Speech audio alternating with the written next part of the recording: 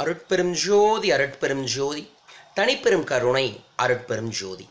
ஆனந்த வணக்கம் அன்பு அன்பர்களே.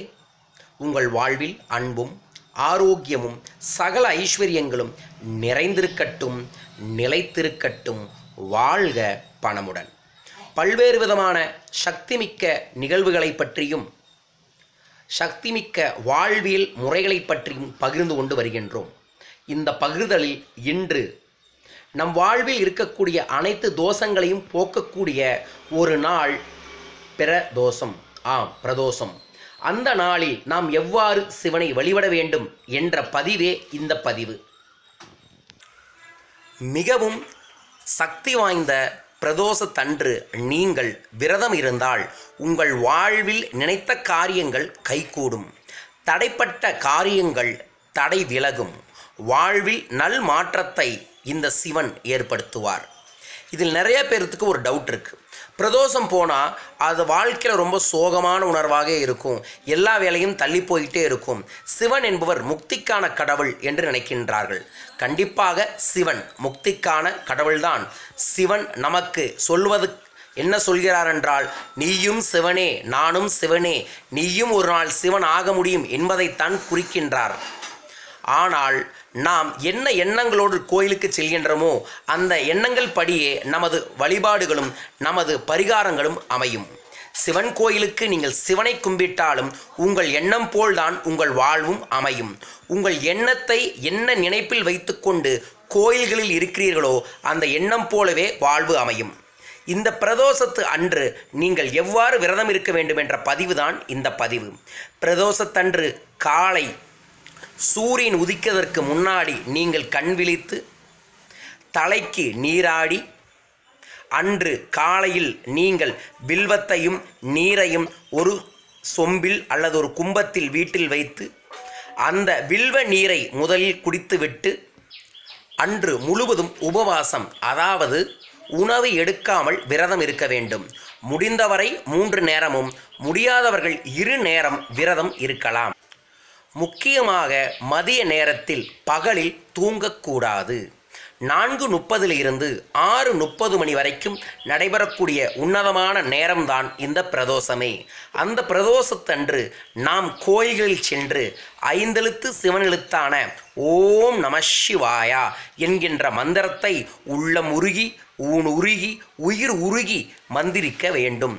நமக்குள் நாமே ஜபிக்க வேண்டும். அன்று சிவனுக்கும் சக்திக்கும் நந்தீஸ்வரருக்கும் நடக்கக்கூடிய அபிஷேகங்களை கண்ணால் பார்த்து ஆனந்தப்பட்டு அருட்பெரும் ஜோதி ஆண்டவரின் ஜோதி தரிசனத்தை பெற்றுக்கொண்டு அங்கு தரக்கூடிய பிரசாதத்தை உண்டு பிறகு விரதத்தை முடிக்க வேண்டும். ஒரு பிரதோஷத்திற்கு சென்றாலே உன்னதம். அதுவும் சனி பிரதோஷம் என்றால் 5 ஆண்டுகள் நீங்கள் கோயிலுக்கு சென்றால் என்ன பலன் கிடைக்குமோ பயன் கிடைக்குமோ அந்த பலனும் பயனும் ஒரு சனி பிரதோஷத்தன்று 4:30 6:30 வரை சிவ ஆலயத்தில் நீங்கள் இருந்தாலே கிடைக்கும். சாதாரண நாட்களில் சிவன் கோயில்களில் நாம் நந்தியை சுற்றி கோயிலை சுற்றி 3 முறை வந்தால் போதும். ஆனால் பிரதோஷத்தன்று நீங்கள் மிக உன்னதமான ஒரு பிரதட்சணம் செய்ய வேண்டும். அந்த பிரதட்சணம் சோம சூத்திர பிரதோஷனம். இந்த சோம சூத்திர பிரதோஷனத்தை நான் விளக்கமாக உங்களுக்கு கூறுகின்றேன். இதுதான் பிரதோஷத்தின் மிக முக்கியமான ஒரு விஷயம். சாதாரண நாளில் சிவநந்தியை 3 முறை வலம் வந்து கொண்டிருக்கின்றோம். ஆனால் பிரதோஷ காலத்தில் சோமசூத்திர பிரதோஷனம் செய்ய வேண்டும். சோமசூத்திர பிரதோஷனம் என்பது நந்தி பெருமானிடம் இருந்து புறப்பட்டு இடப்புறமாக சென்று சண்டிகேஸ்வரரை வணங்கி அங்கிருந்து திரும்பி நந்தியம்பெருமானிடம் வணங்கி 2 கொம்புகளுக்கிடையே சிவ தரிசனம் செய்து அங்கிருந்து வலப்புறமாக சென்று கோமுகி வரை சென்று கோமுகியை வணங்கிய பின்னர் திரும்பி நந்தி தேவரிடம் வந்து வணங்கி சண்டிகேஸ்வரரை வணங்க வேண்டும். பின்னர் அங்கிருந்து திரும்பி நந்தி தேவரை வணங்கி கோமுகியை வணங்க வேண்டும். அங்கிருந்து வந்து சண்டிகேஸ்வரரை வணங்கிவிட்டு நந்தி தேவரிடம் பிரதட்சணத்தை முடிக்க வேண்டும். இதுவே சோமசுக்த பிரதோஷனம் என்று வழங்கப்படுகிறது. ஆழகால விஷம் வெளியிட்ட போது தேவர்கள் இங்கும் அங்கும் அலைந்தவாறு நினைவுகூரும் பிரதட்சணம்தான் இந்த சோம சுக்த பிரதோஷனம். இந்த சோம சுக்த பிரதோஷனத்தை நினைவு கூறக்கூடியதுதான் பிரதோஷமே. இறைவனை சுற்றி மற்ற தேவதைகளும் இறைவனும் எவ்வாறு அலைந்தார்களோ அதேபோல் நாமும் மனதால் சிவனை ஐந்தெழுத்தை உச்சரித்து கொண்டு இதே மாதிரி பிரதட்சணம் செய்தால் நம் வாழ்விலும் நினைத்த காரியங்கள் கைகூடும். ஆகவே அன்பு நண்பர்களே, நீங்கள் இதை மனதில் வைத்துக்கொண்டு பிரதோஷத்தன்று இந்த முறையில் சிவனை தரிசனம் செய்யுங்கள், நந்தீஸ்வரரை தரிசனம் செய்யுங்கள்.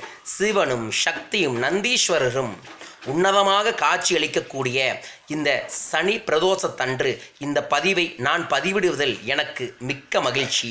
இதை நீங்கள் மனதில் வைத்துக்கொண்டு சிவ தரிசனத்தை பெறுங்கள். எல்லாம் வல்ல இறைவன் எங்கும் நிறைந்துள்ள அருட்பெரும் ஜோதி ஆண்டவர் உங்களை வணங்கி வாழ்த்தி ஆசீர்வதிக்கட்டும். வாழ்க பணமுடன். நன்றிகள் கோடி.